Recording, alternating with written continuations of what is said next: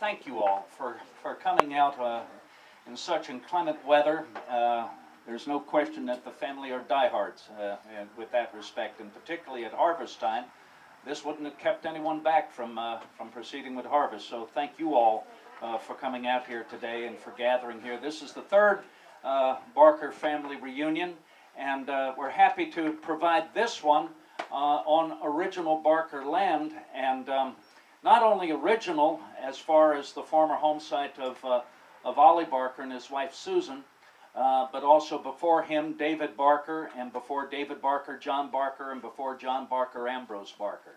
So we're delighted to welcome you here to the restoration of the old Barker house.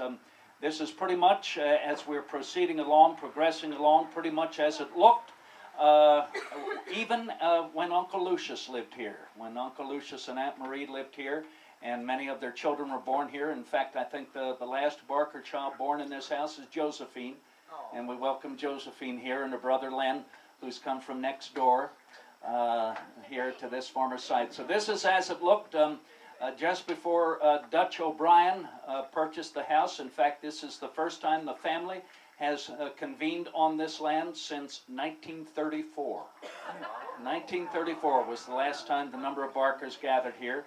By 1934, the house was quite old-fashioned, as you can well understand, and certainly not in the condition that you see it now, as far as the weatherboards outside, the ribbon boards, and the windows. And so, fortunately, Dutch modernized it, and when I say fortunately, putting on other ceilings and other floors, and boarding up some of the narrow windows, providing for wider windows. In doing so, Dutch preserved the essence of the original house. Were it not for his attention to modernize it, we wouldn't have a lot of this left. And we did not know that a lot of this was left when my brothers and I were able to procure this from Linda Watkins 3 years ago. And what we were looking for was just to preserve the old house where our father was born, where Uncle Macon, Aunt Liddy was born, Uncle Norman was born, and Uncle Lucius. Aunt Ossie was born in Dexter in 1901, after the family growing so large, they moved from here to Dexter. So we were just anxious to preserve the house that our father was born in. And as we began to pull things away to provide for that preservation, here we discovered underneath the whole house is put together with pegs. And some of the original rose-headed nails were still in place. So fortunately, Jim, my brother Jim, was able to find Dean Riedrich, who's with us today with his wife Cynthia. And Dean is the mastermind for returning it the way that it would have looked in about 1934 and throughout all of the 19th century, and a great majority of the 18th century as well. Dean said, I remember you saying, Dean, we'll never know what is here unless we start pulling things away, and then the story of the house will reveal itself. And the last time we all met about 1.5 years ago, Dean was able to tell us all, there's no question we have an 18th century house. And in the interim, over the last 1.5 years, we worked with dendrochronologists. Dendrochronologists are able to take samples of wood. The wood samples have to be from large boards that still have some of the original bark on them. And they bore little holes and take out samples of the wood with all of the rings going all the way back. So with this science, that is the way we're able to date buildings now as to when they may have been built, almost precisely to know when they were built, we discovered that the house is built in 2 parts. The part that is nearest us, here to the right, is the oldest part. Then it was added on to about 10 years later with that part on the left, or the south side. So we're still waiting for the results of the original part of the house, the left side of the house, to come in, but it was almost immediate to find out the dating on the left side of the house. Can you imagine the winter of 1773-74 was when that left side of the house was built. So we presume the right side or the north side of the house was built 10 years earlier. So we're happy to have all of us gathered here again, and particularly as you've had the opportunity to walk through to see the original floorboards, the original ceiling boards, the original fireplaces, The wall boards are all original in these two front rooms. We have completely rebuilt the shed rooms on the back, but with the original boards in that one shed room there on the left, which Len told me was Bailey's room. That's where his brother Bailey lived, in that back room. So those are the original boards in that room, and as well the original fireplace, all of the stones that were rebuilt in that fireplace. There were certain questions that we had as to such little things, such what did the shingles look like. I mean, Dean knew that they were wooden shingles, but the question as to whether they were rounded on the end, rather fanciful, or whether they were simply flat-ended was up in the air. We just, as Dean, considered this to have been a very fine landed home, that is, a farmer who was a freeholder and owned the property and took care to build the house solidly and well to last. He assumed that they've got to be rounded ends.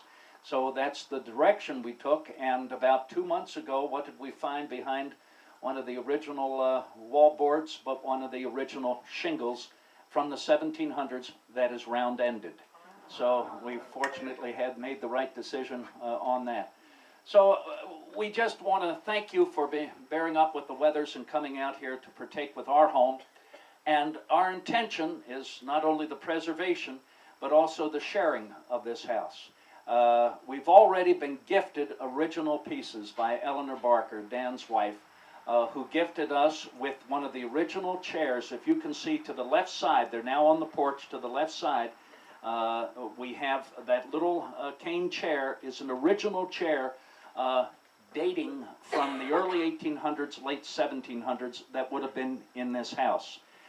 Next to it is the washstand that would have been in this house. That was David Barker's washstand. Went up to Dexter and then later to Uncle Macon's.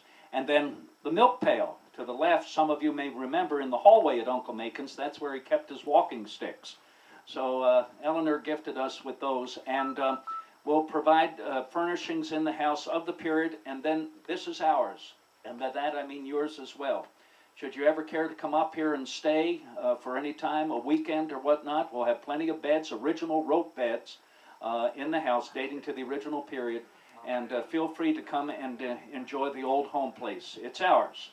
And we'll let you know where the key is, and enjoy your time to be sheltered from the elements. As you can see today, it's quite a cozy little place inside there. And enjoy to make a fire. And of course, we'll have the modern amenities. Happily, we have the bathroom installed right now to an extent.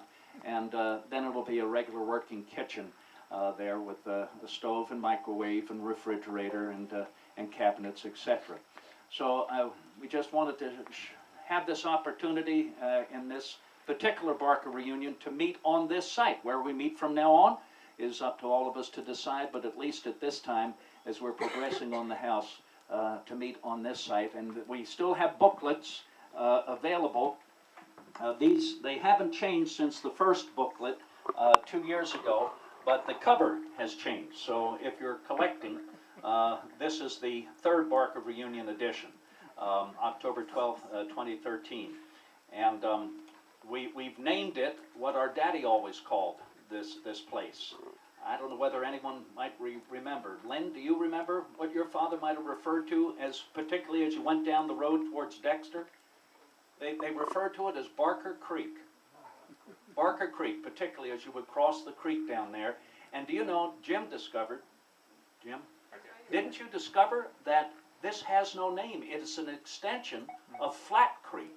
Flat Creek, the farther north, but as far as Flat Creek extending down here, then several other creeks confluting, flowing into it with several springs. In fact, there are 2 springs down beyond the hill. This never had a name.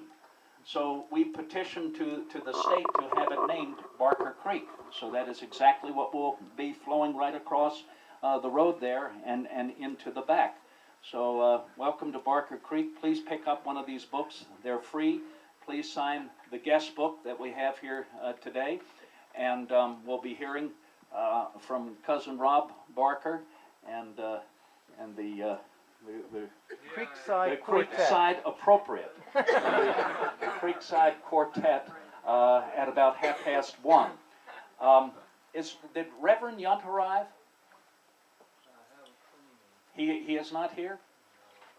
Oh, all right.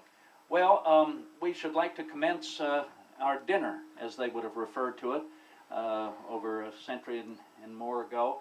So before we do so, I should then provide the blessing for all of us, and then please help yourselves to the spread out back there, and enjoy your meal, and then afterwards we'll have a few comments and proceed with our entertainment. So without any further ado, let's bow our heads and thank you, dear Lord, for this opportunity, for our family to remain together for 4 or 5 generations in this particular area and on this site. Thank you for those of us who continue to respect our heritage and our families, those who came before us, who worked for a better world for their children, and to hope that we may own up to their charge now upon our shoulders. Thank you for having us gather here on a day that you bless us with to refresh our crops. This light mist is welcome for all of the foliage and the fauna, and on behalf of us, mindful of our duties to resuscitate the soil and to continue to have a great respect for your wonders and your work. Thank you for the food we are about to receive. Thank you for our family. May God bless. Amen.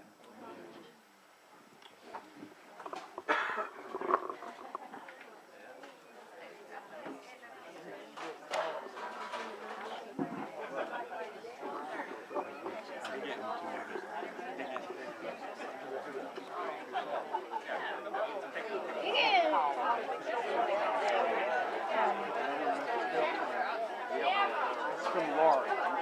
They wrote to Laurie and it's a history of the life. Ray Hyde. Back there. Oh yeah. Well look.